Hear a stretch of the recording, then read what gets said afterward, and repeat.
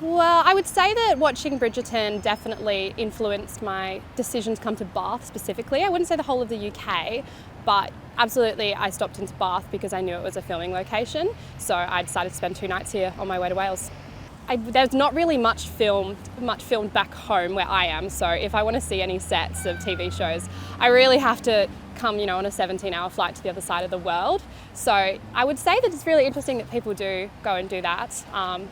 Didn't really know it was super popular, but I can see why now after going on the tour, why people want to visit all the filming locations. Britain is really attractive for screen tourism because of the sheer volume of productions that are shot here, and our latest research shows that I think it's around 91% of international visitors want to come to Britain and see something that they've seen on film or TV, which is huge.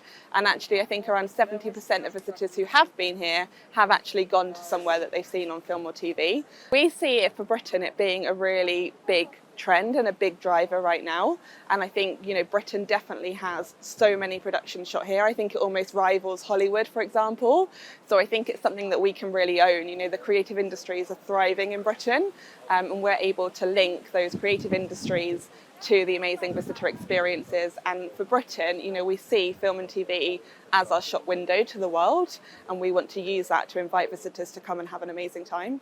You've got the iconic landmarks, we've got Tower Bridge here behind us, seen in the Spider-Man movie.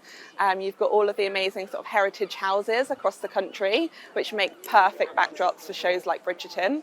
And I think that is why Britain does so well. It's like you don't need to come and build a set here. We have a real life film set, and that is exactly why I think visitors want to come here, because they can almost walk in this real life film and TV set. I think screen tourism is brilliant for the economy because we can see that visitors who come here for screen-related experiences are spending money in our local economies, and that's what we need to do. So, research from the British Film Institute showing that international visitors spend £892 million in the UK in 2019 on screen tourism experiences.